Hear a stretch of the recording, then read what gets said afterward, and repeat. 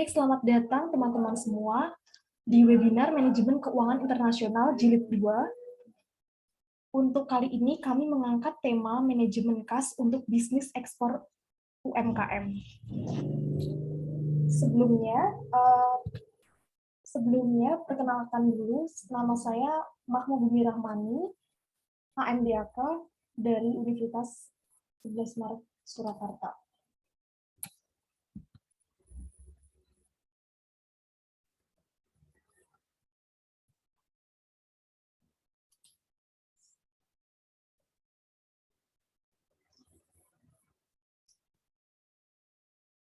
Oke, sebelum kita membahas terkait dengan materi kita pada hari ini, izinkan saya untuk memperkenalkan diri terlebih dahulu. Nama lengkap saya Mahmud Bumi Rahmani. Kemudian saya pernah menyelesaikan studi saya di Universitas Gadjah Mada di tahun 2020. Saya mengambil D3 akuntansi, kemudian saya melanjutkan studi saya di Universitas 11 Maret Surakarta sejak 2020 sampai sekarang. Adapun pengalaman magang saya sebagai konsultan divisi intern di PT Sincor Indonesia di Yogyakarta pada tahun 2020. Baik, langsung saja. Pada kali ini kita akan membahas 4 pokok bahasa utama. Yang pertama yaitu review atau sekilas tentang pembiayaan untuk ekspor. Kemudian yang kedua ada analisis potensi pasar, dan ketiga manajemen modal kerja. Kemudian yang terakhir ada teknik untuk mengoptimalkan arus kas. Next. Nah, sekilas tentang pembiayaan untuk ekspor.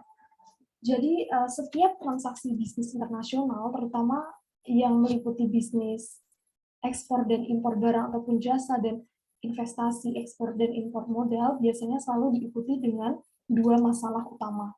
Yang pertama yaitu sumber dan metode pembiayaan. Yang kedua yaitu sistem pembayaran internasional. Nah, pada umumnya sumber-sumber pembiayaan dalam transaksi bisnis internasional terdiri atas sebagai berikut. Yang pertama, ada 3. Yang pertama, ada sumber dana sendiri dari pembeli atau importir, kemudian sumber dana berupa kredit dari penjual atau eksportir, dan sumber dana dari pihak ketiga, terutama dari lembaga keuangan, bank, dan non-bank. Nah, sumber dana tersebut disalurkan melalui metode pembiayaan, melalui berbagai macam metode pembiayaan. Ada bisa lewat account receivable financing, banker acceptance, dan yang lain sebagainya. Yang mari kita kupas satu persatu mungkinnya secara sekilas. Yang pertama adalah account receivable financing. Apa sih itu? Jadi itu adalah suatu metode pembiayaan yang diberikan oleh bank kepada eksportir berdasarkan creditworthiness yang diberikan eksportir kepada pembeli atau importirnya.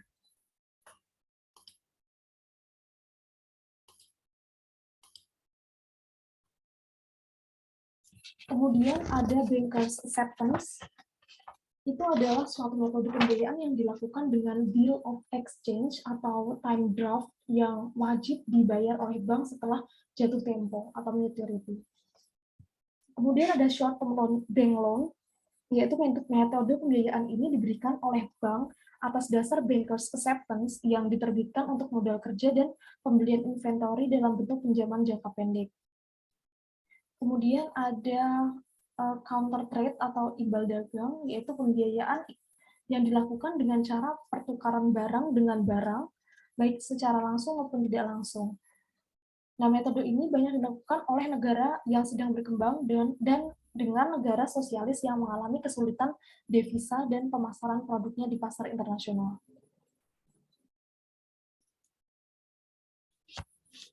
Kemudian ada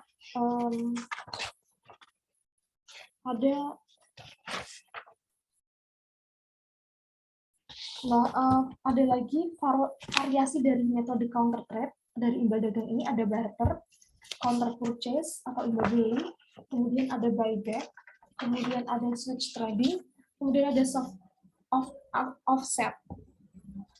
Kemudian selanjutnya factoring atau anjak piutang itu merupakan suatu sistem pembiayaan yang diperoleh eksportir dengan cara menjual account receivable-nya dengan diskon tertentu kepada suatu lembaga keuangan atau commercial finance company yang disebut sebagai faktor broker di tempat eksportir berada. Kemudian, faktor broker dari eksportir ini dapat menjual account receivable-nya kepada faktor broker lain di tempat importir dengan diskon tertentu pula. Nah, jadi ada beberapa keuntungan sistem factoring ini bagi eksportir. Yang pertama itu dengan menjual account receivable-nya, berarti eksportir tidak perlu lagi terlibat dan memonitor administrasi account receivable-nya. Kemudian eksportir segera mendapat pembayaran sehingga dapat memperbaiki cash flow-nya. Metode pembiayaannya selanjutnya itu forfeiting. Nah, metode ini umumnya digunakan untuk pembiayaan pembelian barang modal yang cukup mahal, dapat sampai lebih dari $500.000, yang dilakukan importir dengan jalan mengeluarkan promissory notes kepada eksportir. Kemudian promissory notes ini dijual lagi kepada forfeiting bank atau financial institution lainnya. Nah, metode forfeiting transaction ini biasanya dilakukan dengan suatu jaminan atau bank guarantee atau LC, letter of credit, yang diterbitkan oleh bank importir. Kemudian yang terakhir itu ada leasing. Nah, leasing ini merupakan suatu kegiatan pembiayaan dalam bentuk penyediaan barang modal atau capital goods, baik secara sewa guna usaha dengan hak opsi atau finance lease, maupun tanpa hak opsi atau operating lease, untuk digunakan lease selama jangka waktu tertentu dengan pembayaran secara berkala. Untuk manfaat utama dari metode leasing adalah bahwa lease ini dapat memiliki modal kerja yang memadai karena tidak harus menggunakan dana yang besar untuk menyediakan barang modal.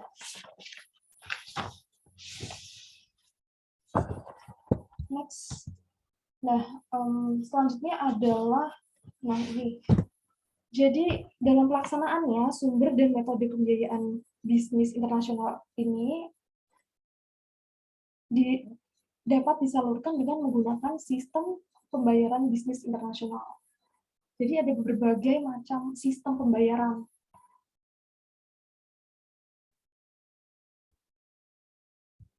Ada 6. Yang pertama adalah cash in advance atau prepayment.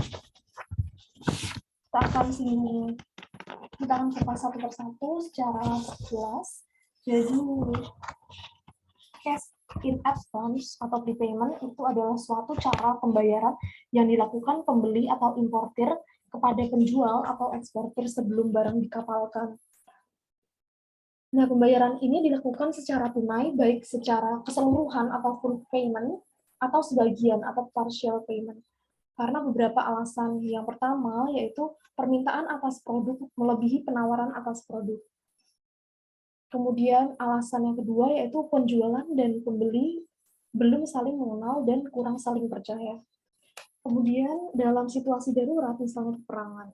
Nah, yang terakhir yaitu mata uang negara importir, termasuk mata uang yang lemah, yang beresiko tinggi. Sistem pembayaran yang kedua itu ada open account. Jadi open account ini kebalikan dari sistem cash in advance. Pembayaran dengan sistem ini justru dilakukan kemudian setelah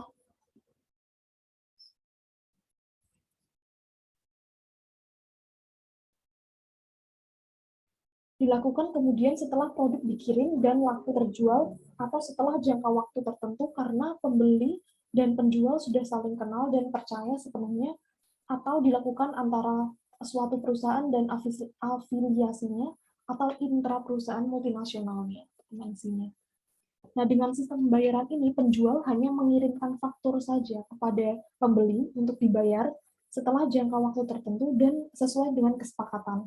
Dengan sistem ini, penjual mempunyai risiko yang tinggi atas kegagalan pembayaran atau default dari pembeli. Kemudian sistem yang ketiga ada private compensation. Private compensation ini adalah suatu metode pembayaran internasional yang dilakukan antara pembeli dan penjual dengan jalan melakukan kompensasi penuh atau sebagian utang piutang baik secara langsung maupun tidak langsung atau dengan melalui pihak ketiga sehingga mengurangi atau meniadakan transfer falas ke luar negeri.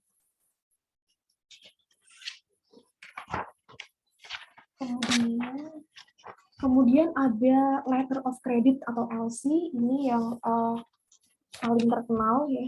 Jadi ini adalah suatu surat pernyataan yang dikeluarkan oleh issuing bank atas permintaan pembeli atau importir yang ditujukan kepada penjual atau eksportir atau beneficiary melalui advising atau confirming bank yang dengan menyatakan bahwa issuing bank akan membayar sejumlah uang tertentu apabila syarat-syarat yang ditetapkan dalam LC tersebut dipenuhi. Nah, pada saat ini lebih dari 50% pembayaran internasional menggunakan letter of credit ini, karena metode pembayaran ini mempunyai beberapa kelebihan. Ada 4. Yang pertama adanya jaminan pembayaran bagi eksportir atau penjual, kemudian adanya jaminan penerimaan barang bagi importer melalui perbankan yang akan menyerahkan pembayaran sesuai dengan syarat-syarat yang ditetapkan dalam LC. Kemudian adanya fasilitas kredit eksportir atau importer melalui perbankan. Kemudian adanya fasilitas hedging. Nah, ada beberapa hal yang penting harus diperhatikan dalam LC ini. Yang pertama, sifat LC itu apakah reversible atau irreversible, atau dapat dibatalkan atau tidak. Kemudian perhatikan juga tanggal expired LC. Kemudian kita perlu perhatikan juga tanggal pengapalan, kapan akan dikirim seperti itu. Kemudian syarat-syarat dalam LC, misalnya apakah dapat dilakukan transshipment atau partial shipment.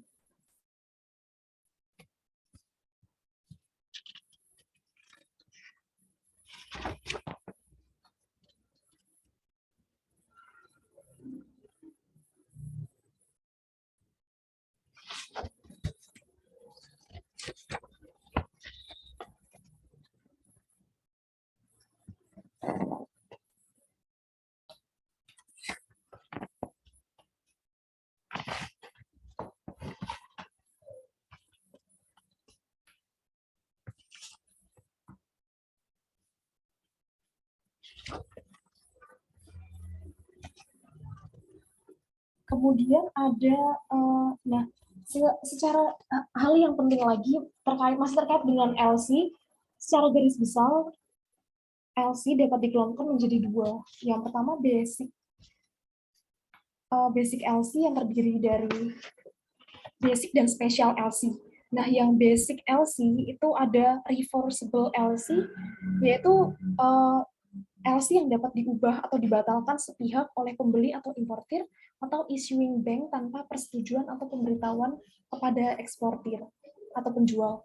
Nah, LC ini banyak digunakan untuk pembayaran antara perusahaan induk dan anak cabang perusahaannya. Kemudian ada irrevocable LC. LC ini tidak dapat diubah atau dibatalkan tanpa persetujuan kedua belah pihak.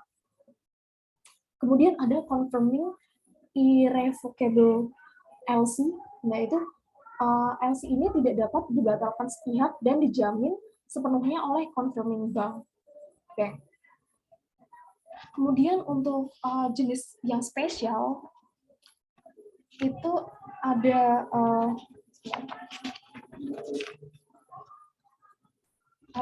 red clause LC, ada green in LC, ada revolving LC, kemudian ada transferable LC, kemudian ada back-to-back LC, standby LC, kemudian restricted LC, negotiable atau open LC, kemudian ada straight dan use names LC, kemudian merchant LC, clean LC, dan clean LC. Mungkin secara lebih spesifik bisa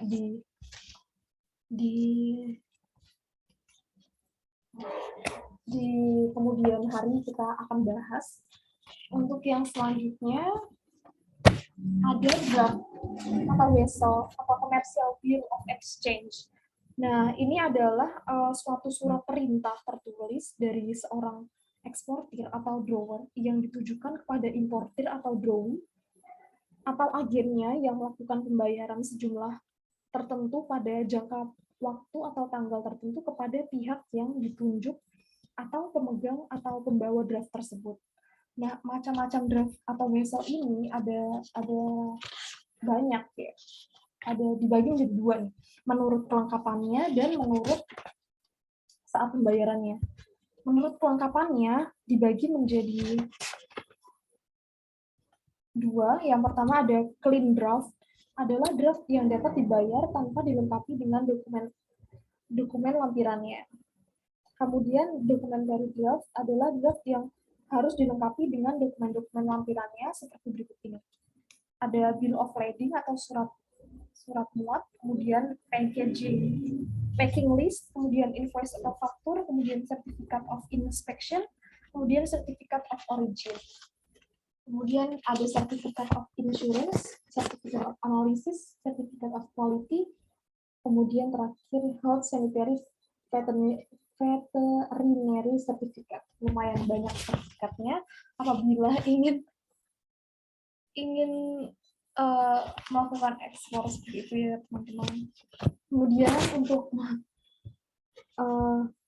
menurut saat pembayarannya dibagi menjadi dua, yaitu yang pertama ada side draft, adalah draft yang dibayar saat diperlihatkan, kemudian date atau time draft adalah draft yang dibayar pada tanggal atau setelah jangka waktu tertentu. Kemudian, nah ini yang terakhir yaitu consignment atau konsinyasi. Sistem ini merupakan cara pembayaran internasional yang dilakukan importir kepada eksportir setelah barangnya laku terjual kepada pihak ketiga. Dengan sistem ini, eksportir mempunyai risiko yang lebih tinggi sehingga lebih banyak digunakan oleh perusahaan afiliasi atau subsidiary dari perusahaan induk atau parent company. Next,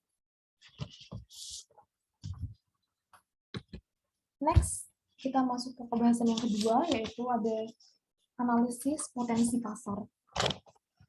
Nah, jadi aktivitas ekspor itu adalah bentuk keterlibatan perusahaan dalam bisnis internasional yang paling sederhana. Perusahaan menggunakan kapasitas produksi domestik yang dimilikinya untuk produksi, distribusi, administrasi, dan mengalokasikan sejumlah tertentu produksi dalam negerinya untuk pasar di luar negeri. Dalam praktiknya, suatu perusahaan dapat menjadi eksportir langsung atau tidak langsung.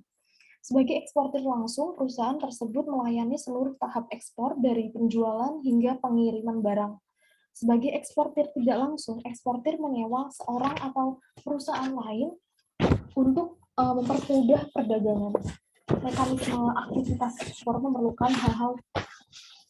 memerlukan ketiga hal seperti izin dari pemerintah dalam negeri, kemudian jaminan transportasi yang dapat dipercaya dan asuransi transit, kemudian dipenuhinya persyaratan-persyaratan yang diminta negara pengimpor. Next. Nah, jadi teman-teman di sini ada contoh dari PT Taman Delta Indonesia. Jadi salah satu perusahaan yang melakukan kegiatan ekspor yaitu PT Taman Delta Indonesia. PT Taman Delta Indonesia ini melakukan kegiatan ekspor terutama ekspor kopi ke masyarakat Timur Tengah tiap tahunnya. Selama ini ekspor kopi perusahaannya masih banyak tertuju ke Jepang dan Amerika Serikat. Dan kemudian perusahaan ini memiliki kapasitas produksi 25.000 ton per tahun dan setiap tahun rata-rata ekspor 8.000 hingga 10.000 ton. Sejak tahun 2009, sejumlah pengusaha Dubai mulai intens ingin terus melakukan kontak dagang dan ingin impor kopi dari Indonesia. Adanya permintaan impor kopi dari Dubai ini membuktikan bahwa kopi asal Indonesia ini makin dikenal dan mampu bersaing dengan kopi dari negara lain. Ekspor kopi nasional selama Januari sampai dengan Desember 2009 telah mencapai 775,11 juta dolar Amerika Serikat atau memberikan kontribusi 0,89% terhadap ekspor non migas nasional. Nah, sungguh sangat lumayan ya.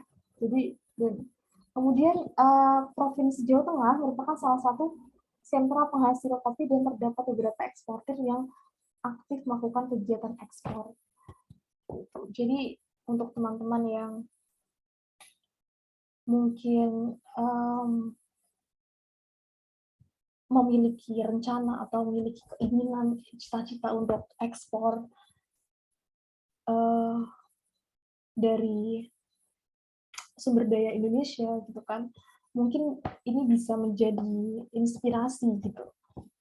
Nah, kemudian selanjutnya di dalam metode menembus pasar internasional tentu emang nggak gampang, tidak mudah, cuman ya tapi tetap ada peluangnya seperti itu. Nah, berikut adalah beberapa kelebihan dan kekurangannya.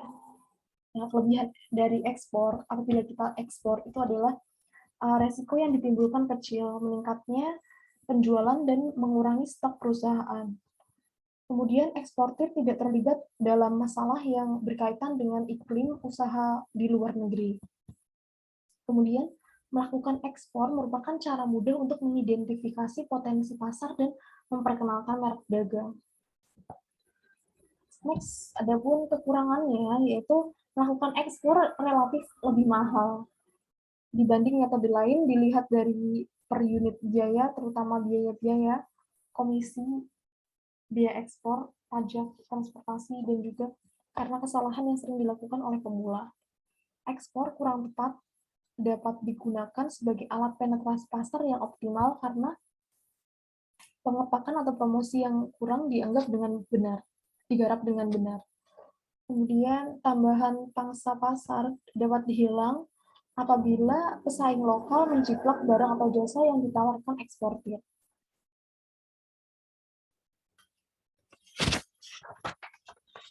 Next, kita masuk ke manajemen modal kerja. Nah, jadi di manajemen modal kerja ini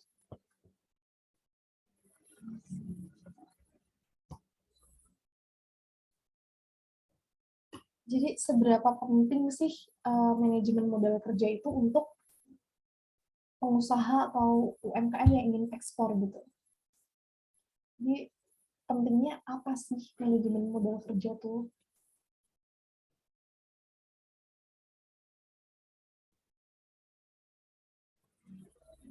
Nah, di sini bentar.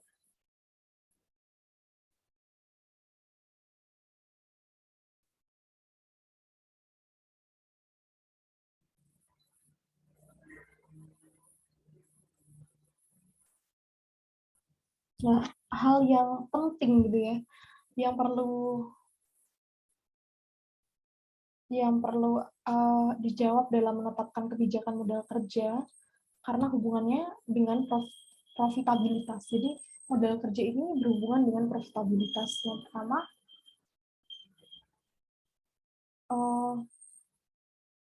berapa banyak investasi yang harus dilakukan pada setiap kategori aktiva lancar, kemudian bagaimana investasi tersebut harus dibiayai. Nah, untuk pengertian dari modal kerja sendiri itu adalah modal kerja adalah selisih antara aktiva lancar dengan hutang lancar. Dengan demikian, modal kerja merupakan investasi dalam kas, surat-surat berharga, piutang, dan persediaan dikurangi hutang lancar yang digunakan untuk melindungi aktiva lancar.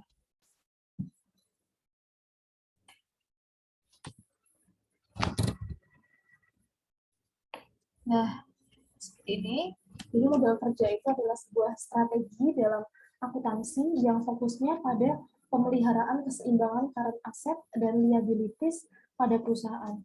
Nah, modal kerja ini melibatkan hubungan antara aset jangka pendek dan kewajiban jangka pendek perusahaan. Next.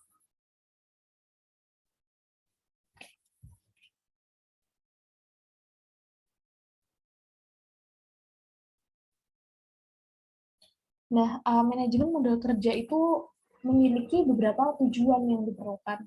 Yang pertama, sebagai upaya untuk mengoptimalkan pengeluaran dalam suatu peningkatan penjualan dan keuntungan.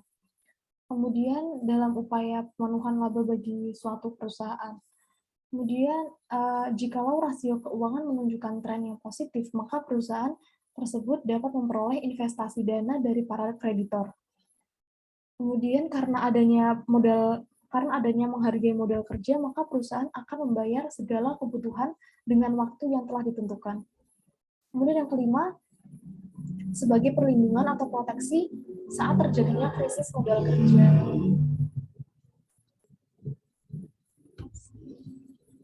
Nah, menurut ahli Taylor mengatakan bahwa ada dua jenis modal kerja yang dikelompokkan, yaitu yang pertama modal kerja permanen dan kedua modal kerja variabel.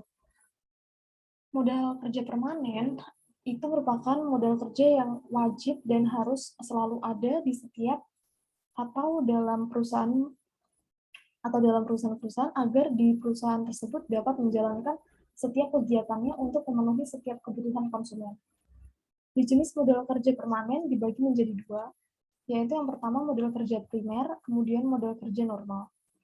Nah, modal kerja primer ini merupakan modal kerja yang minimal harus ada dalam setiap perusahaan agar fungsinya untuk menjamin di perusahaan tersebut dapat tetap untuk beroperasi. Kemudian untuk modal kerja normal, yaitu modal kerja yang wajib dan harus ada agar si perusahaan terbiasa hanya untuk bisa beroperasi dengan tingkat produksi yang normal. Kemudian untuk modal kerja variabel, yaitu modal kerja yang jumlahnya itu berubah-ubah, yang menyesuaikan dengan setiap perubahan kegiatan maupun keadaan yang lain yang bisa mempengaruhi perusahaan tersebut atau bisa berfluktuasi dengan berdasarkan peningkatan atau volume dari penjualan atau produksi. Nah, modal kerja variabel ini dibagi menjadi tiga. Yang pertama modal kerja siklus, yaitu modal kerja uh, suatu modal kerja yang tingkat fluktuasinya konjungturnya dipengaruhi oleh jumlah kebutuhan. Kemudian modal kerja musiman merupakan jumlah dana yang dibutuhkan oleh perusahaan untuk pencegahan atau antisipasi jika ada fluktuasi di setiap kegiatan perusahaan. Kemudian ada modal kerja darurat. Nah, dalam modal kerja ini jumlah di setiap kebutuhannya akan dipengaruhi oleh setiap keadaan-keadaan yang terjadi di luar kemampuan perusahaan. Jadi sebuah perusahaan akan dikatakan sehat jika posisi pada modal kerjanya stabil. Yang berarti harus ada dua jenis modal kerja yang disebutkan tadi tersedia di setiap perusahaan. Kemudian selanjutnya, ada komponen modal kerja. Nah, komponen modal kerja ini dibagi menjadi dua. Yang pertama ada aktiva lancar dan hutang lancar. Nah, modal kerja dalam konsep kualitatif yaitu modal kerja neto atau net working capital yang merupakan kelebihan antara aktiva lancar di atas utang lancarnya. Nah, adapun komponen modal kerja mencakup aktiva lancar dan utang lancarnya. Untuk aktiva lancar, jadi menurut ahli aktiva lancar itu adalah utang kas dan aktiva lainnya yang dapat diharapkan untuk dicairkan atau ditukarkan menjadi uang tunai, dijual atau dikonsumsi dalam periode berikutnya. Paling lama 1 tahun atau dalam perputaran kegiatan perusahaan yang normal. Yang termasuk aktiva lancar adalah kas, uang tunai ya, dan alat pembayaran lainnya yang digunakan untuk membiayai operasi perusahaan, kemudian investasi jangka pendek atau temporary investment, termasuk obligasi pemerintah, obligasi perusahaan industri, dan surat-surat utang sejenis, dan saham perusahaan lain yang dibeli untuk dijual kembali yang dikenal sebagai investasi jangka pendek. Kemudian ada wesel tagih atau notes receivable, tagihan perusahaan kepada pihak lain yang dinyatakan dalam suatu promise. Kemudian ada piutang dagang atau account receivable. Piutang dagang meliputi keseluruhan tagihan atas langganan perseorangan yang timbul karena penjualan barang dagangan atau jasa secara kredit. Kemudian ada penghasilan yang akan masih diterima atau account receivable. Penghasilan yang sudah menjadi hak perusahaan karena telah memberikan jasa-jasanya kepada pihak lain, tetapi pembayarannya belum diterima, sehingga merupakan tagihan. Kemudian ada persediaan barang atau inventory. Nah, barang dagang yang dibeli untuk dijual kembali, yang masih ada di tangan pada saat penyusunan neraca. Kemudian ada biaya yang dibayar di muka atau prepaid expense, pengeluaran untuk memperoleh jasa dari pihak lain, tetapi pengeluaran tersebut belum menjadi biaya atau jasa dari pihak lain yang belum dinikmati oleh perusahaan pada periode yang sedang berjalan. Nah, untuk utang lancar, menurut Munawir ya, hutang lancar atau hutang jangka pendek adalah kewajiban keuangan perusahaan yang pelunasannya atau pembayarannya akan dilakukan dalam jangka pendek. 1 tahun sejak tanggal neraca. Dan menggunakan aktiva lancar yang dimiliki oleh perusahaan. Hutang lancar merupakan kewajiban perusahaan kepada pihak lain yang harus dipenuhi dalam jangka waktu kurang dari 1 tahun. Atau utang yang jatuh temponya masuk siklus akuntansi yang sedang berjalan. Dan yang termasuk utang lancar itu adalah utang dagang atau account payable. Nah, ini adalah semua pinjaman yang timbul karena pembelian barang-barang dagangan atau jasa secara kredit.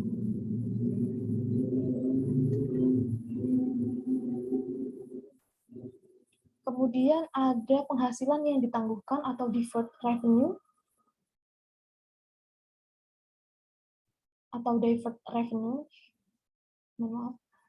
yaitu penghasilan yang diterima terlebih dahulu, merupakan penghasilan yang sebenarnya yang belum menjadi hak perusahaan.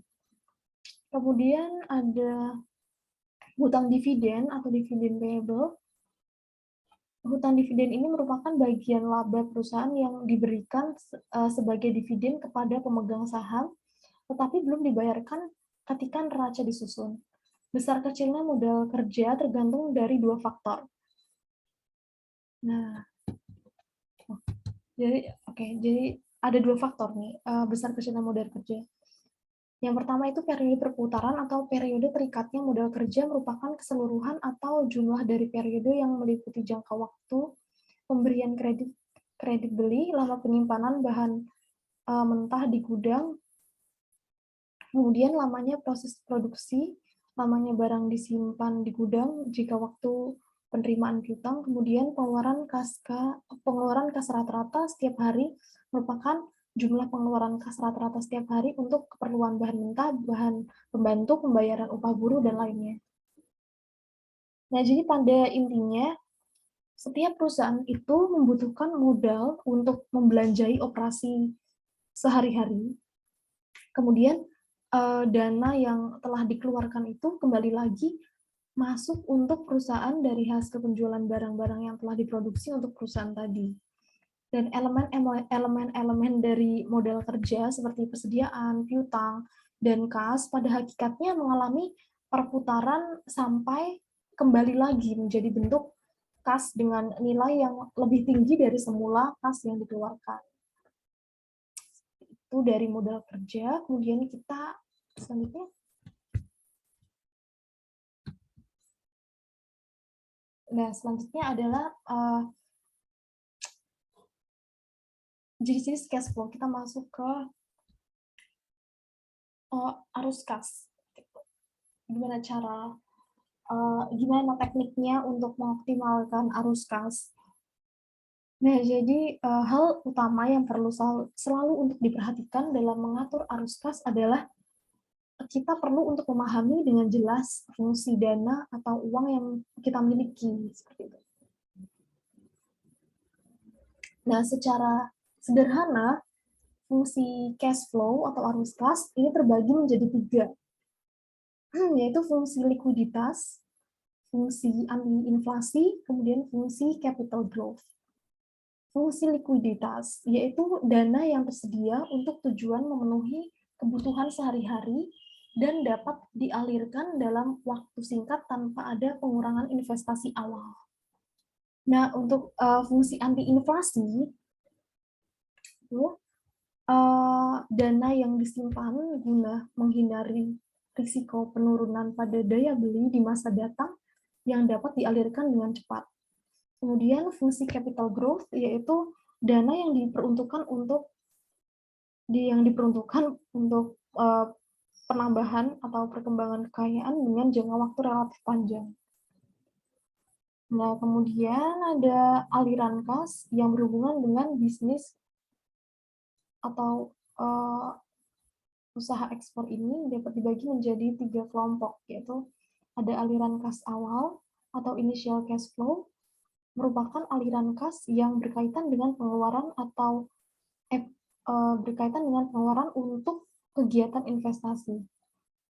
Jadi misalnya pembelian tanah, gedung, dan biaya antarmuka itu masuk dalam aliran kas awal. Nah, aliran kas awal ini dapat dikatakan aliran kas keluar atau cash outflow.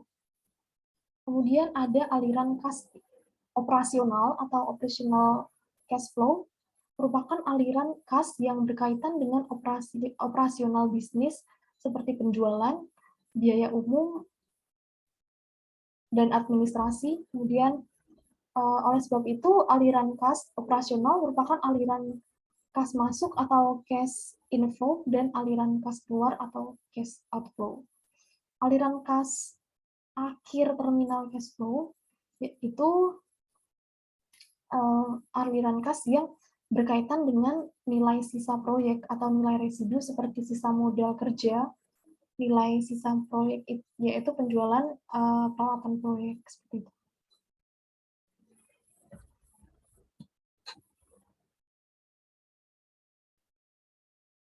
Nah, oke. Nah, ini ada tambahan lagi ya. Jadi, arus kas itu juga dapat dioptimalisasi, tapi ini bukan untuk UMKM. Jadi, sekilas mungkin bisa saya sampaikan kalau terkait dengan perusahaan yang sudah lebih besar lah dari UMKM. Jadi, ada 5 cara untuk mengoptimalkan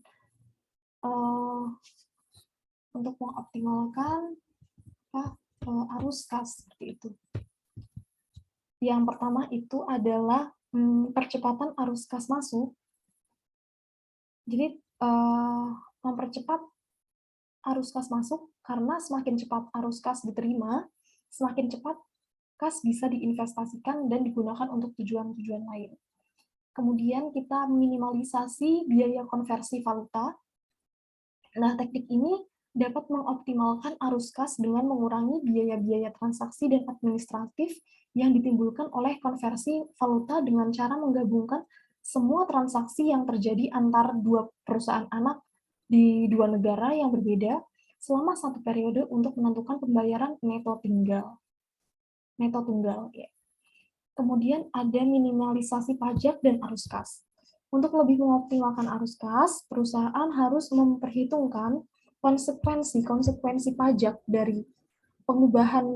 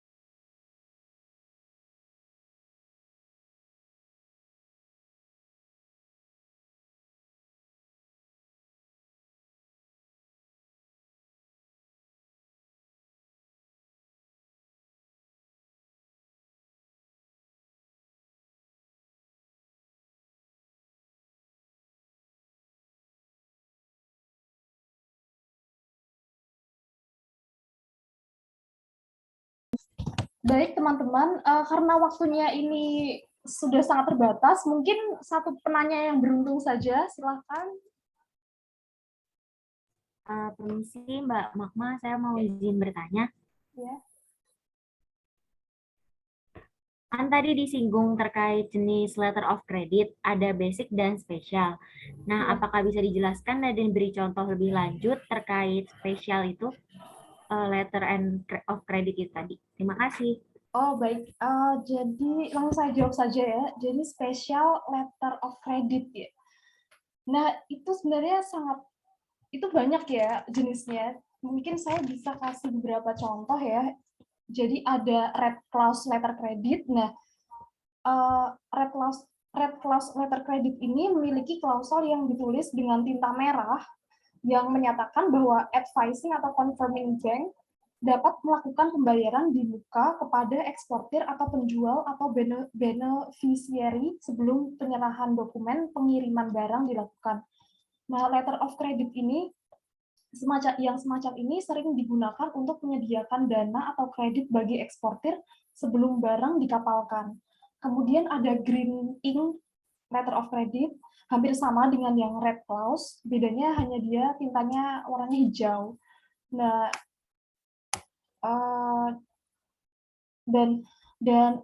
letter of credit ini memberikan pembayaran di muka dengan syarat eksportir harus menyerahkan kepada advising atau negotiating bank yang ditunjuk suatu bukti atau tanda terima penyimpanan barang dari warehouse sampai beneficiary siap untuk mengapalkan barang tersebut.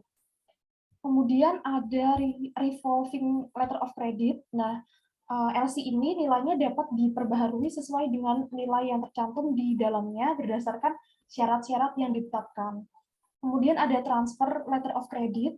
Nah, ini ada LC ini beneficiary-nya dapat dipindah tangankan berdasarkan instruksi khusus dari aplikan atau importir atau pembeli dan syarat-syarat yang ditetapkan dalam LC tersebut. Kemudian mungkin satu lagi ya, ada bank to bank LC. Nah LC jenis ini merupakan LC yang diterbitkan oleh issuing bank di tempat eksportir atas permintaan eksportir yang ditujukan kepada supplier. Bank to bank LC ini diterbitkan berdasarkan LC induk yang dikeluarkan oleh issuing bank di negara importir atau pembeli. Back to back LC ini biasanya identik dengan LC induk, kecuali mengenai harga, tanggal pengapalan, dan tanggal berlakunya. Nah, back to back LC ini biasanya juga digunakan dalam eksportir bukan supplier bank yang diekspor, kemudian eksportir yang tidak mempunyai dana untuk membayar supplier, kemudian digunakan juga untuk eksportir yang ingin menjaga agar importir dan suppliernya tidak saling kenal, dan importir yang ingin merahasiakan harganya. Mungkin sekilas seperti itu, Mbak Zahrumi. Apakah ada respon? Ya, terima kasih banyak Mbak Magma atas penjelasannya. Oke, baik. Terima kasih teman-teman. Mungkin uh, webinar ini kita akhiri. Semoga apa yang kita pelajari pada webinar ini bisa berguna untuk kemudian hari. Terima kasih untuk waktunya. Selamat sore, selamat beraktivitas kembali teman-teman. Terima kasih Mbak Magma.